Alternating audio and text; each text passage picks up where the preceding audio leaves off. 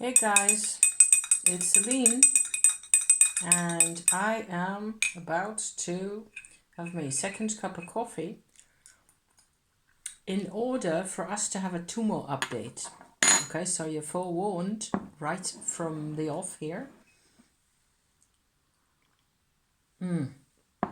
That is really nice.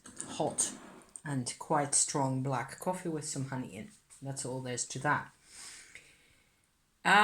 So I have been talking about doing a Tumo update for, I suppose, nearly a year or so. It has been a while. And it's been a while because it has been such a complex process, not only doing the practice, but the results from the practice, and then things happening sort of in synchronicity with that, with the results from the practice. So then coming back to the practice, having other developments, and so on and forth and on, you know? It's like a whole tapestry by now, this whole Tumo thing. So we will be here for a while. That is, I will be here for a while, and if you want this kind of content, I am so pleased because it should be properly interesting. I will just be standing here talking to you. Okay, this is my MO. I just hope that by sharing my process and some of the details and some of the things that happen, that this benefits the world somehow, that some good comes of it. And I will probably not really ever know about that, but that doesn't matter. I will have done my thing and I will have said my piece. So, what I intend to do, okay, as I said, I'm going to be here for a bit, and because I want to reintroduce Tumo, as I call it most of the time, also known as inner heat, okay? Energy work, the technique, the basis, actually how to do that for whoever watches this, The light is also going to be like this, in and out, because there's clouds passing over.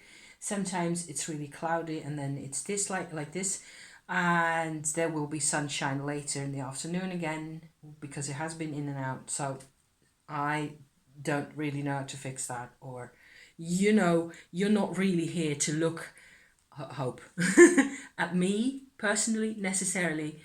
I kind of hope that you might be here for the actual story. Okay, so I will go. First of all, I'm going to reintroduce the whole inner heat concept, and then into the technique in detail, so that you might actually do this yourself.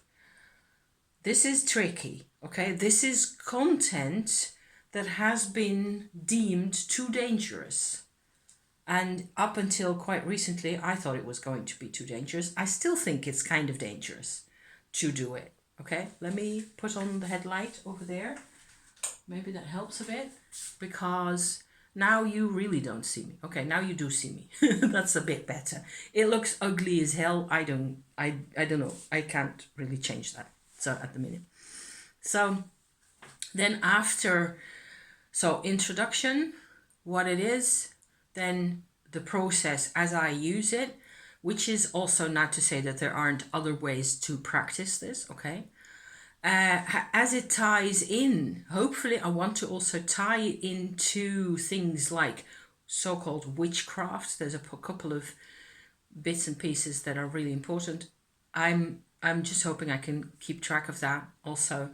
And then my most recent personal development, because the witchcraft part is kind of the cultural layer for me, okay? So maybe I should also say a bit more about why I do this and how it come that I am into this. So we have had a couple of really impressive results with my practice for myself as well as my husband over the past 4.5 years.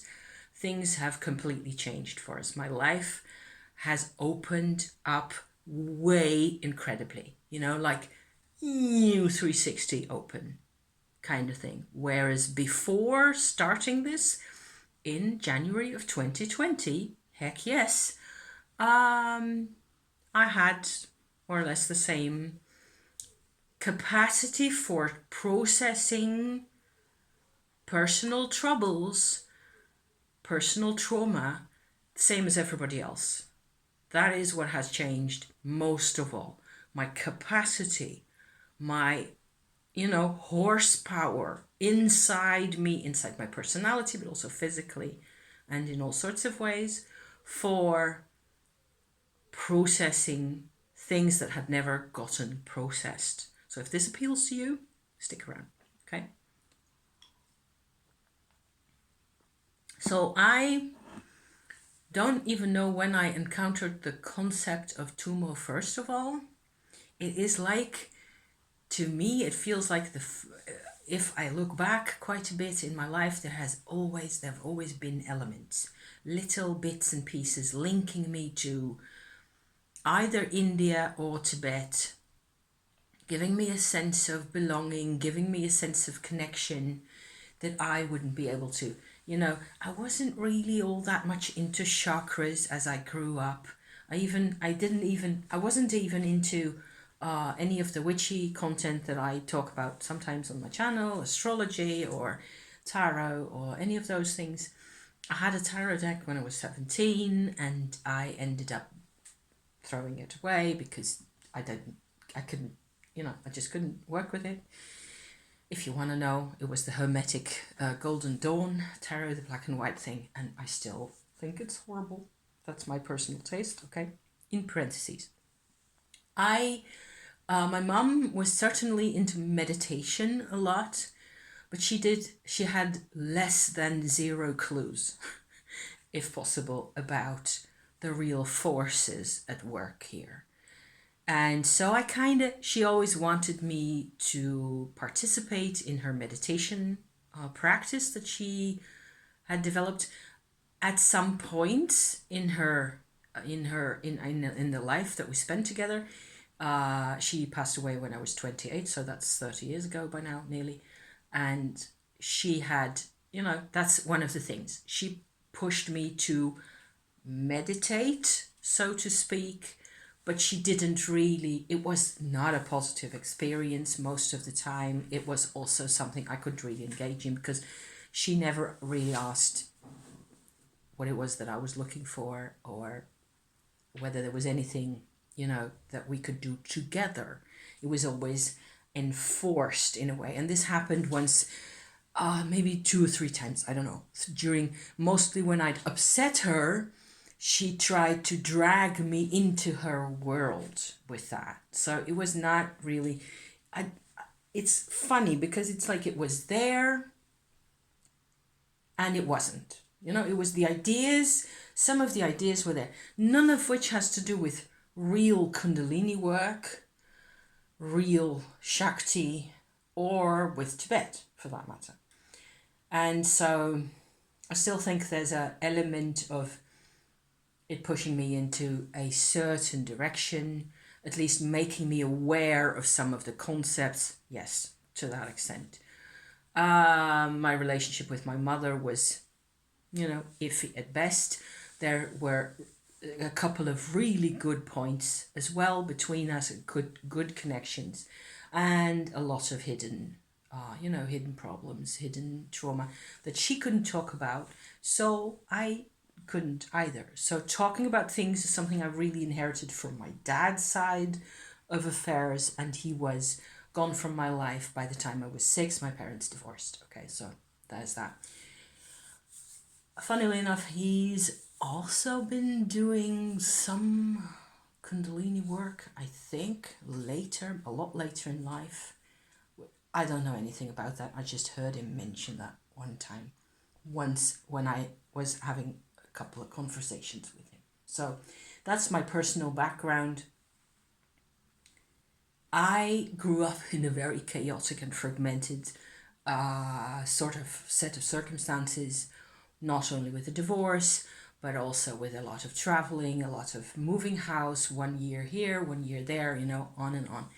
And foreign countries, no real family connections to speak of. And everybody that I knew that I was related to was extremely quiet about what life felt like and what they experienced and so on. And so there was a lot of hidden, also war trauma, for them, that I sort of got very little to work on, and especially no real sense of this is how we deal with this, this is how we move on, this is how we find courage again or find love again, let alone that, that was just, everything was always under the carpet or behind the wallpaper or in another room or hidden somewhere under the piles and piles and piles. So this is kind of my life as I grew up, I read intensely and all over the internet, and I have felt drawn to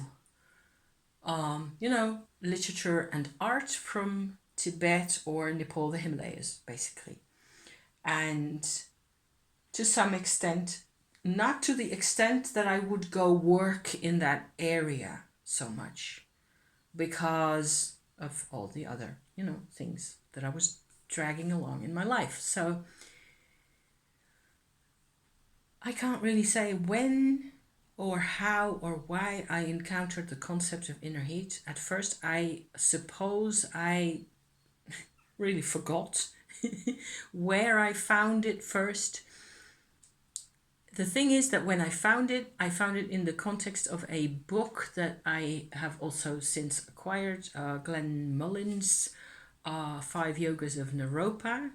That has been my basic instruction ABC, how to practice inner heat. I didn't get it anywhere else. This is a book that is available that you can get anywhere in the world if you shop online.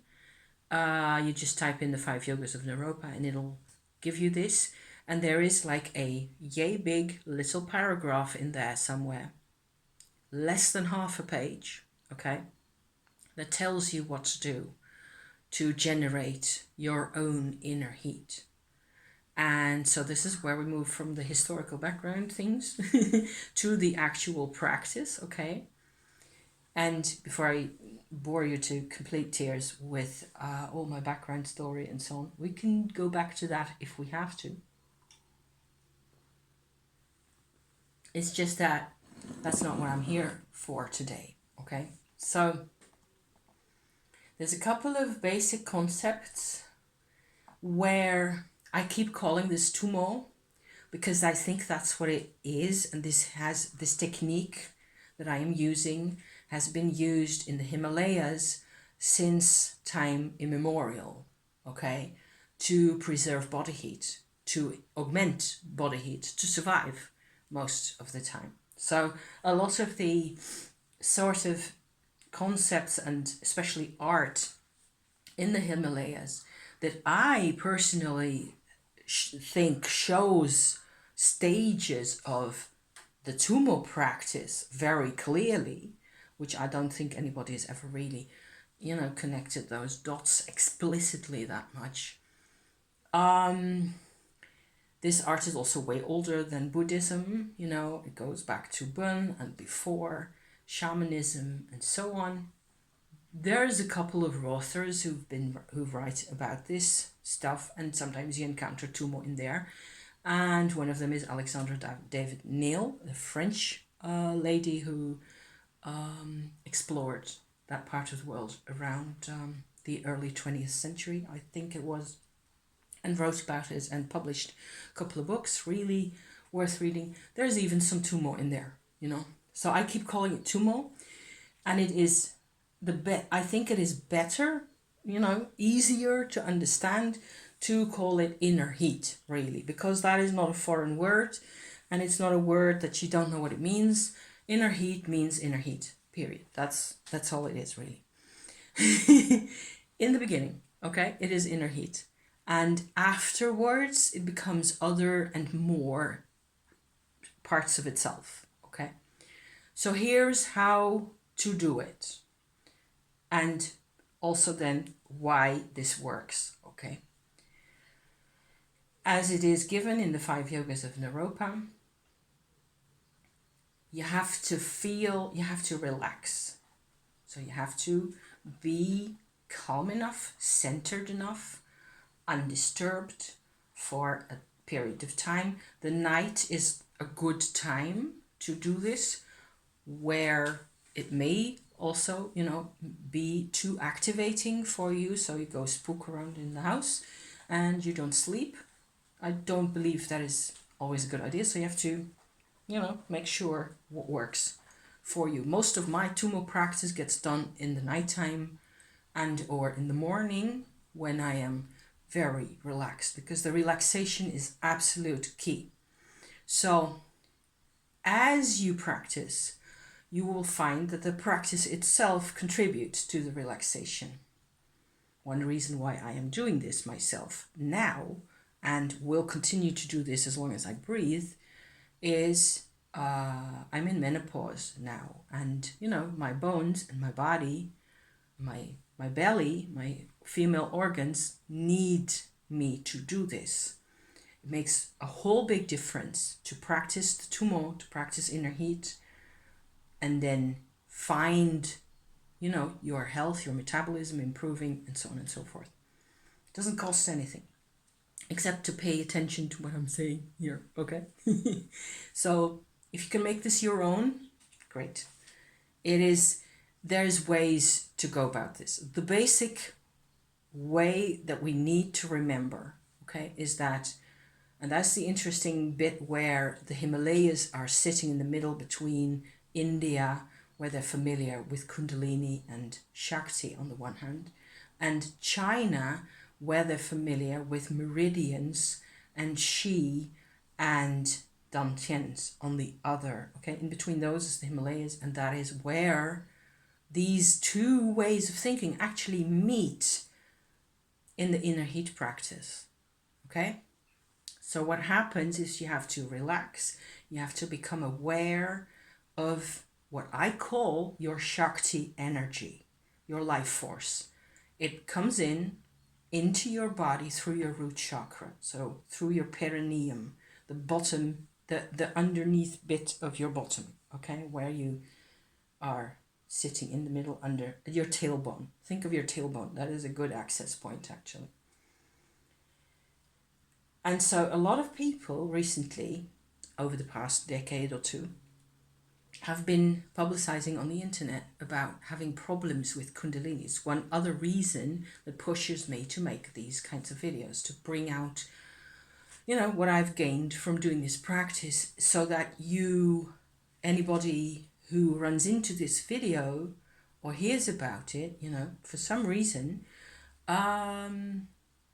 you can hear maybe that there are alternatives to suffering from having too much Kundalini energy. The thing is, for the processing, the change of Kundalini, Shakti, same thing, okay, as the raw energy comes into your body, for the processing of that, you need what the Chinese use, the dantians. So you go to your hip bone area, level of your hip bones, okay? That is where the first dantien is situated. And it's not a physical organ. It is like a borderline between parts of you. But it's not a physical, it's just like chakras. You cannot really grab it. You cannot really measure it, or at least not yet. At least I don't think so, okay?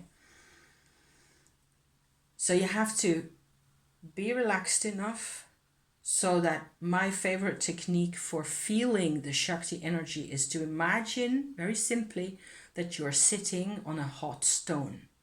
So a hot ball of rock that is quite, it's not painful, obviously. It's just very present, like maybe volcanic heat of some sort, from the earth, that kind of a vibration. Very relaxing. So as you relax into that, you can feel a different type of energy in your hip area, in your whole underbelly, your tailbone, your backbone even. so far, that is Kundalini, okay? The feeling, what that does is it warms you up to an extent. It gives you more vitality. It goes basically in all directions. And if you focus on it, it may become like a massive, impressive, powerful force, which is where it kind of ties in with ideas around witchcraft. I believe all the snake symbolism in cultures from the present day back into the dawn of time, okay, all the snake symbolism really is about this connection, this feeling, this energy, really. So that is kind of uncontrollable, and it does its own thing, and you cannot really direct it or necessarily communicate with it, or it doesn't also really change anything for us, except that it can be quite, any Kundalini work can be pretty mind-blowing, and it can go, all the way up, and you can do all sorts of things with that still. But how I look at it is that it doesn't really become more accessible to us. It is like we are pushed into certain paths by the energy, and which is maybe fine a lot of the time. It's not what I am about. And it's not inner heat, because it's not stable enough. You will always find that there are times where you cannot relax properly, or you cannot relax properly in the under half of your torso, for whatever reason, and the energy is basically gone. Certainly for people in the West, where I am also from, So that's where the inner heat comes in, because it becomes different if you use the dantians. So I think that's the basic discovery that was made in the Himalayas at one point or other, a very long time ago, that there are levels inside our bodies, one at hip bone level, one in here, and another one in the head, these levels, their sole purpose, as far as I can tell, is to transform the Shakti energy, the Kundalini energy, into a different version of itself, into something that is a lot easier to control, direct, store also, and make work for us for what it is that we want to do with our lives. So an inner heat practice, as opposed to a Kundalini yoga practice, an inner heat practice is way easier, I noticed just now as I'm talking to you here, to incorporate into your life as you have it with, work, relationships, commitments, things that need doing around the place, whatever that means. An inner heat practice can be developed up to a point and gone back to over and over. You can sort of repeat the same practice at a low level if that is comfortable to you. Please do what is comfortable and see where it takes you. Also, one game at a time. I have a fly now that wants to join in the conversation. I don't think so. So the thing is, okay, we have this Shakti energy. We allow it to come into us. We become more familiar with it. It meets the level of the dantian. It comes to the level of the first dantian. And then what we do, there's one thing that we do, you just stay there. We stay and sit there. And in the 5 yogas of Naropa, it is given as you're inside a large, like a cavern or a huge big, hole of some sort. And in the middle, where you're sitting, is like a tiny little fireplace. And you just sit there and you hold your awareness of this huge space, of yourself and of the Shakti as it comes up through the floor, so to speak, into the Dantian. And then if you have done this particular little exercise a few times, maybe at some point or other, the Dantian is going to respond. The Dantian is going to wake up. Okay? That's all that happens really.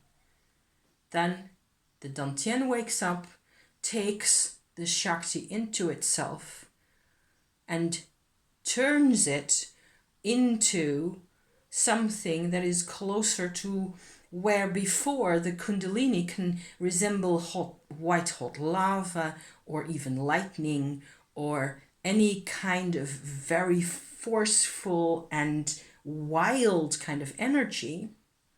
In the Dantian, it becomes more like glowing coals. So it's a bed of the end of your, fireplace or barbecue or what, the glowing coals that are left. And that is actually a rather good image, I think myself, to help you sit in that frame of mind. So then, once we have gotten to this particular level, you're already proficient by now in, this is what it is. This is inner heat. That is really all there is to it, except that there is, of course, a whole long tail of events and developments after this. But this is really what we need to do. We need to relax, become aware of the Shakti energy, and become aware of the Dantian and bring them together. And wait for the moment, the blowing on the coals, so to speak. The coals are already there. It's just that this process of the Dantian working with this energy has, of course, been going on all our lives. I think it is what distributes our vital energy in our bodies anyway, all the time, from the day we were born. That's what I think happens, but we're not aware of it. And certainly in the West, I'm from northwestern Europe myself. This is not something that is very familiar. And if things are familiar, it's because people have traveled to India or, read about it extensively and or traveled to India or places. And, what they do then is Tantra, which is fairly similar, I think, but without the Dantians. So it's always this very shady kind of an approach is what I feel tends to happen, where you don't really get the reins. Whereas with inner heat, with the Dantian knowledge, you can really take control. So this happened for me fairly early on, in like the end of January. I started doing this sort of work, being aware of the Dantian, and actually like within a week or so, I had my first sense of, hey, there's actually something that's connecting inward to that Dantian level that makes me feel suddenly quite different. It makes me feel a lot calmer. It makes me feel more grounded. This is very nice. This is quite nice, okay? So this has been my relationship to my inner heat work from day one, is getting into this and then finding, oh my God, this is actually really pleasant. And 99 out of 100 times, I feel so much better. It depends nowadays a lot on whatever else is going on in my life and in my practice, how much I need to fine tune it now because of the levels that I have progressed forwards with. Okay, so moving on from the first Dantian work, I think it is very reasonable to expect that you work on cultivating your inner heat for a year or so. I think that makes perfect sense, and it doesn't matter at what age you start doing this, as long as preferably if this is very new material in where you where you come from, I wouldn't advise perhaps somebody between. It's very difficult to make a distinction, really. I would want everybody to do this. I would want anybody to be able to benefit from this. But if you're a really young person and the energy sort of comes into your life and you find that you can do this, what does that do to you in your relationships, in your family, in your what people expect of you? How do people expect you to behave? I think we become, with this power, okay, we become a lot more self-sovereign, so to speak. We become, it doesn't necessarily become easier because life never becomes any easier. It becomes possible for us to have more control over certain aspects of life, but therefore we're also more accountable. So that is then up to you. You can get out of hand, I suppose, but no more with inner heat than you would with Kundalini work anyway. Certainly, I don't think so. So there are ways by which this type of work later on, further in the process, further in the practice, can be used to control other people even. I mean, that's a whole thing. And I don't think I'm going there because, nah, you know. There is, however, always the choice. How much do you want the inner heat to do for you? So for females, okay, I'm a female at birth. I'm still a female and I will always be a female whether I menstruate or not. The thing is that, especially with menopause recently, but also, you know, when I was still having menstruation issues or headache issues or whatever else, I felt a strong need to ally myself with the inner heat, with the Dakini as she's known, which is another name for Shakti, I believe, in the Himalayas. Okay, I felt the need to basically have access to this force to help me live, to help me overcome certain things, to help me through painful episodes, whether it was headaches or belly aches or neuralgia or sciatica, God help me, you know, all those kinds of things, all of which have, by the way, improved. My physical state has improved over the years, the 4.5 years now that I've been doing this, significantly. Okay, I have way more. It's not perfect and I'm still, you know, sometimes quite stiff, and it's better if I go on long walks and I have to make sure I eat loads of vegetables and fruit and so on and so forth. There's other things in your life. You cannot just screw it all into one solution. You have to have the other solutions as well. So I was never in it for the personal power or dominion over my things.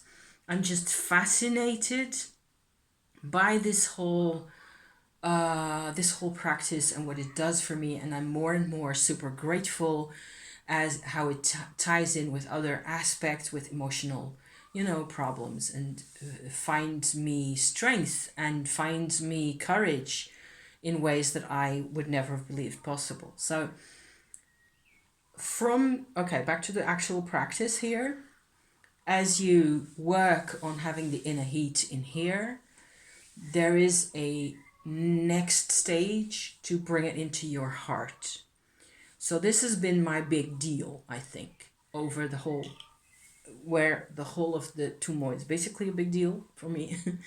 I have been looking since the second year or so, I suppose, maybe a bit into the second year. I have been trying to get things to improve in here. I've done several videos about that.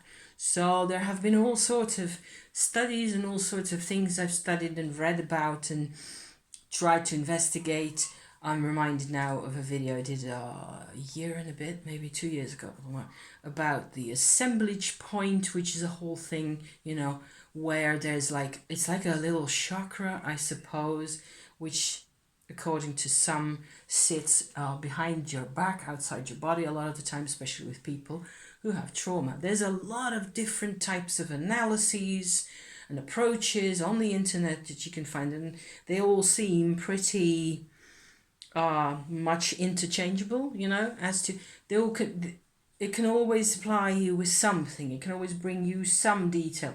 So I've been searching, okay. So I have tried to also make the inner heat in here help, because you can direct that energy so much more easily. And as it progresses then from the inner heat stage that we have down here through here, what you actually get is a loss of heat in the lower level, because it actually becomes a living field, if you like, of itself. So I can park a certain amount, as I, you know, or a certain volume of the energy with a certain level of activation, you know, where the first and the second dantian are basically activations of the energy. I can park that in here and go to sleep, and it will do whatever it needs to be doing, okay? And in the morning, I will probably still be able to tell that it's still there, or at least it has, you know, done more work, especially going up inside the head to the third dantian. That's a whole different ball game. And what with me having bad eyesight and a history of migraines and headaches that I've inherited from both my karmic, you know, or both my ancestors, there is a lot of work that I think is, for me, very useful to do. Nobody really needs to, you need to decide for yourself, is my advice here, you know, always. Just make sure that you have a regular practice that is calming and comforting, comfortable to do, that you can just fall into, basically. Doesn't matter whether you're tired or not, because if you're tired and you relax, you're gonna feel regenerated.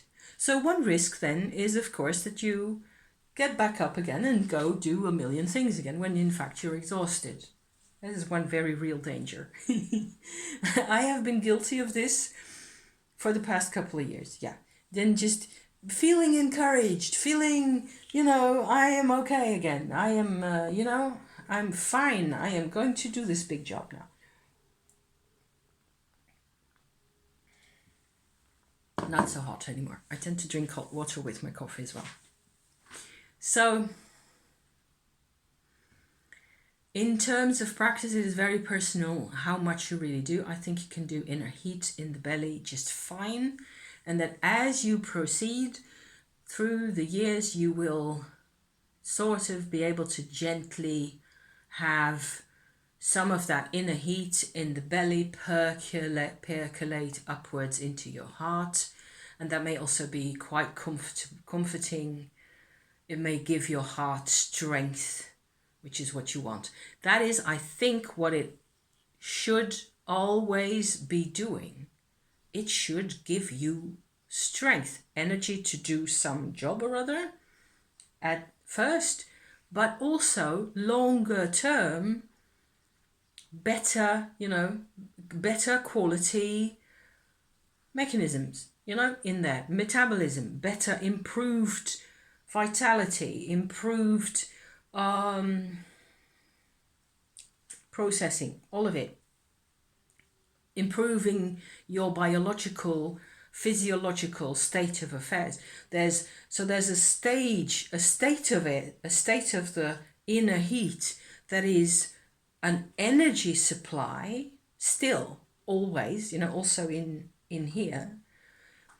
And there's a state where it starts into, if you let it, or if you want that, you know, you can sort of push it into parts of you that need this to change, to improve, to rebuild, basically. So this is what's been happening in my whole heart area for me over the years. It is still very much going on.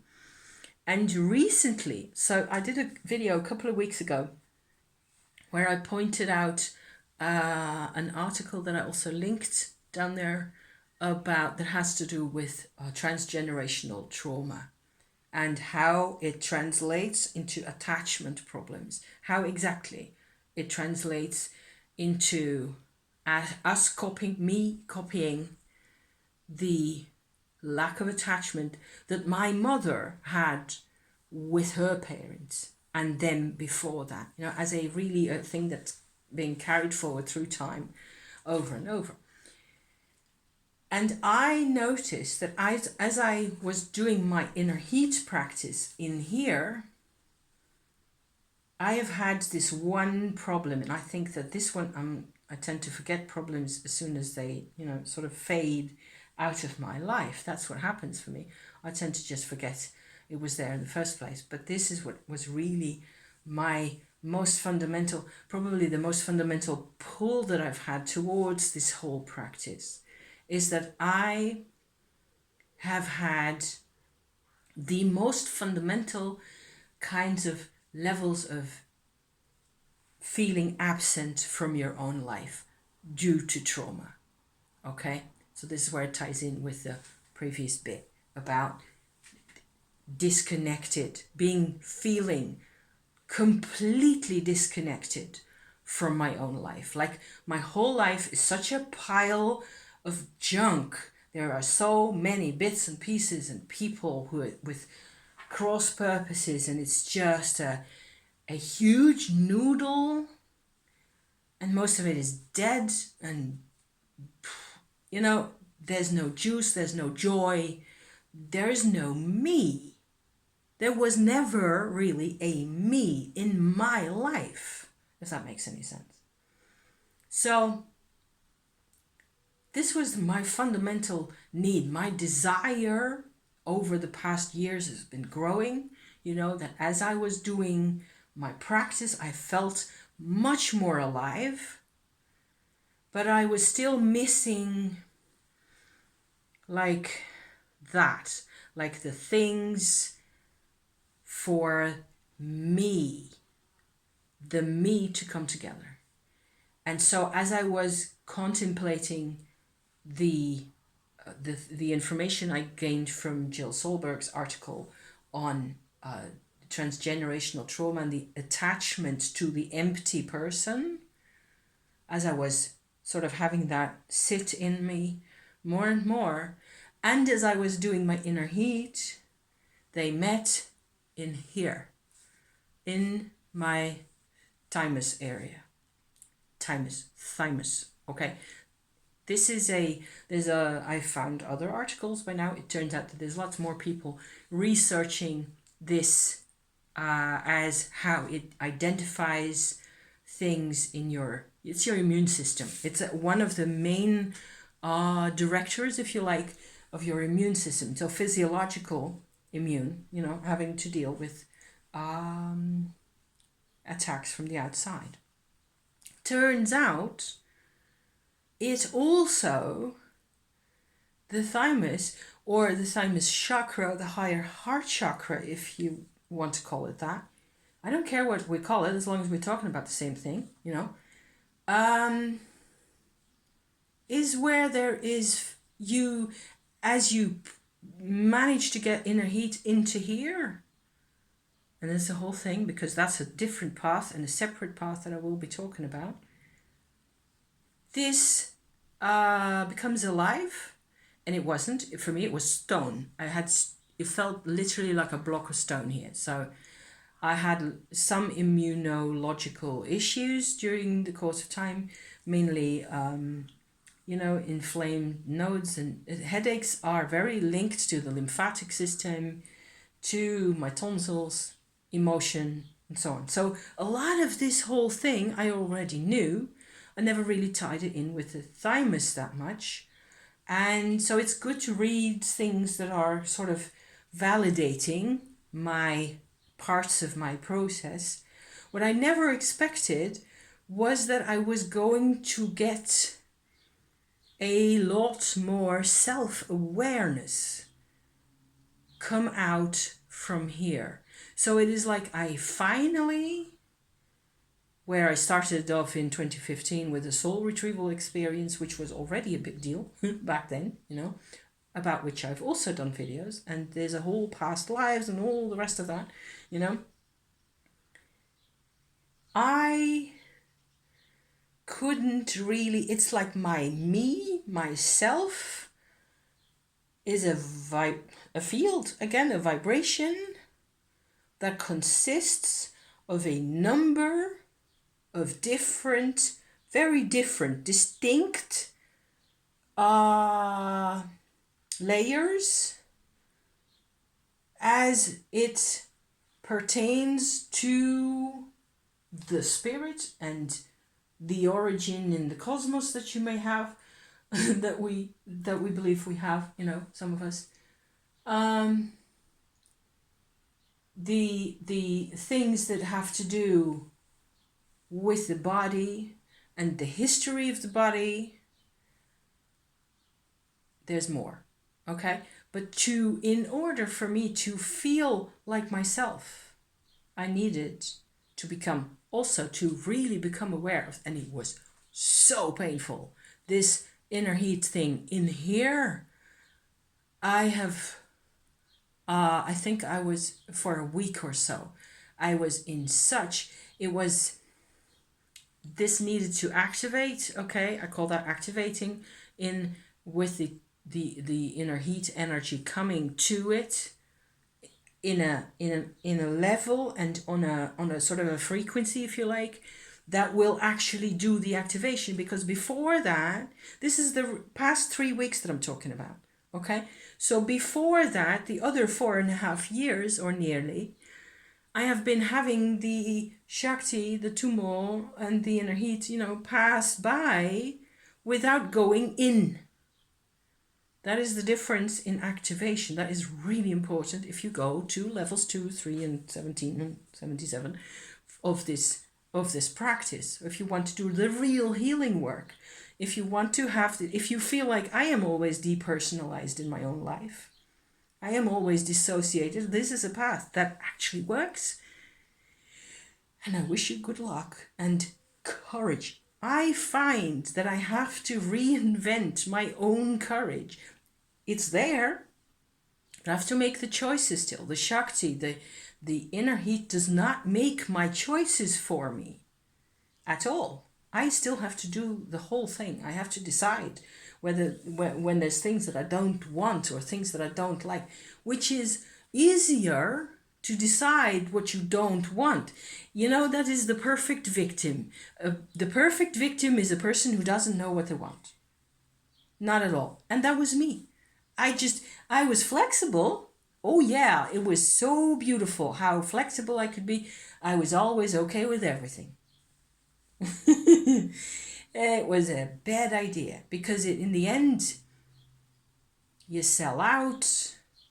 You are in things that you don't know what they're doing. And some of that is learning. And some of that is just part of your path. And it's quite okay. And you have to just be willing to give 10 years or whatever, 20 years or 40 or 50 to ideas that you end up thinking, okay, so that was that. And now this is here. And this is me. So this has been, even as I talk about this whole integrating, finding yourself, I find it goes prick, prick, prick, prick, sting, sting, sting, sting, like that. Because I'm not done. I've just been in this for this is maybe what's today? Wednesday. So 10 days or so that I've been properly activating. And so 10 days ago was on a Saturday, was on a client run with husband.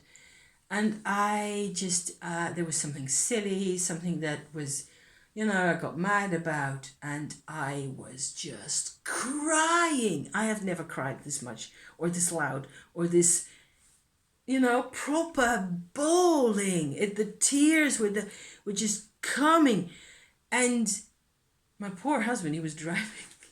He was like, okay, let her just do her thing. She will get it, she'll sort it out. And she does, always sort it out eventually. And I managed to sort of reel it back in, as they say, but I was in such pain, and I can't even, at that point, you can't even say. So these are also dangers of inner heat. There will be actual change, and you will be miserable for a bit, and it will take some doing to process it. So there's a couple of further steps. So coming back to the practice, okay? When we know about Dantian number 1 and Dantian number 2, and we can feel the difference in inner heat in the belly and inner heat in here, okay?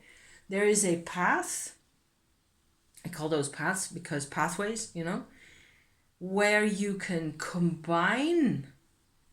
I tend to project this outside, so like to the front of me, like this. Combine the two energies, the energy from Dantian number 1 and the energy from Dantian number 2. They can mix in the middle, like so. This sits opposite my navel, in the middle of my belly, like there.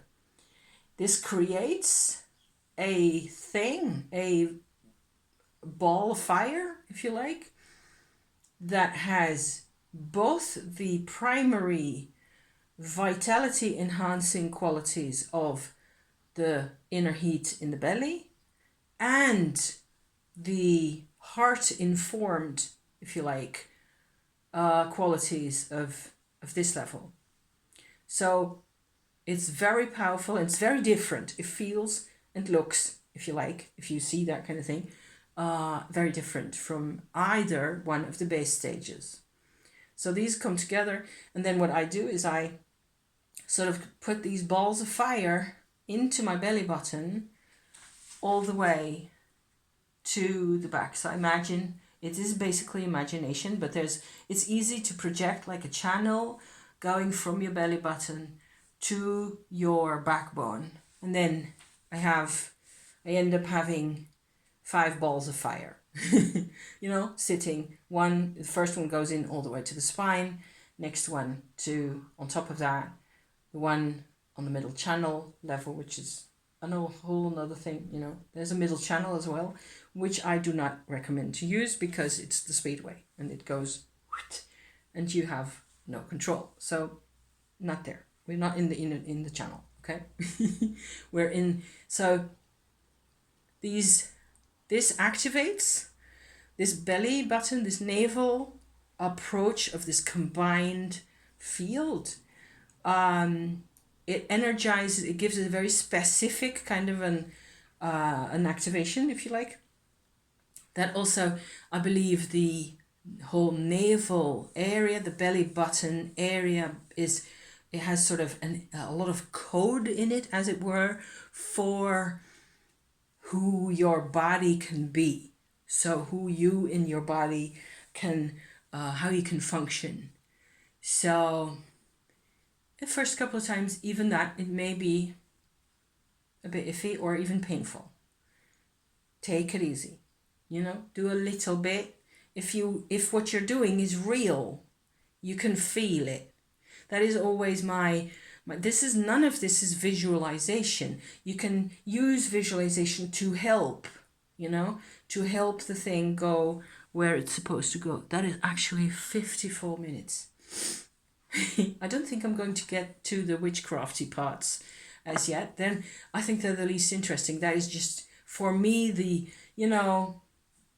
skulls and things are sigils. It's important to me having a layer that is also culture over the top of all this. But this part, okay, this part of my practice with and that's where I was, just now, the activation of this, what this does is along the spine, there's a whole bunch of nerves going, and channels also going along the spine on the inside that get activated by this double energy from the two dantians like this. And that energy combined with regular heart, heart-centered energy was what did it in here. Okay, so this is just as an illustration for how complex these paths can get. It's the same in the head. There's all sorts of, each time you do a different combination of energies, it has a result. And like I was saying in the beginning, it just grows from there and everything changes from there. But this for me has been huge, and I'm still reeling and dealing, with the implications of being a real person for the first time in my life.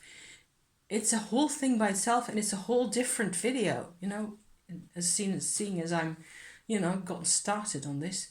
But without the inner heat, none of this would have been possible. I would have ran into the same wall of trauma scars, so thick that they couldn't produce the energy, the light, that I need to be able to really relate. Apparently that was impossible. And now here I am. So 10 more videos, for me about this, if I have the oomph to do it. I also, I may well, decide that I need to do a witchy check-in again after this, or tomorrow or whatever, because there's so much more to share, which works for me, which I think can be inspiring, And there's a lot of people who talk about witchcraft who are, playing, really. And it's fine as long as you're allowed to play if that's what you want. But if you're selling it, if you're sort of teaching it, how is it going to affect people? And what so many people come to witchcraft looking for actual proper healing, So yeah. So I'm going to stop right here just before the hour. If you've lasted this whole time, I thank you. And gosh, it's a whole new life. It's again a whole new life. And I've said this a couple times before, where each time there's energy in here that has been opening up my life for me, it has been, but it needs to be complete. You need to be completely open, which is what I'm working on. So thank you for watching. I hope it makes sense. I hope you can, if you can work with this, great, wonderful. If not, maybe it was still, kind of entertaining. So thank you for watching, and I will be seeing you again soon. Okay. Thank you. Bye-bye.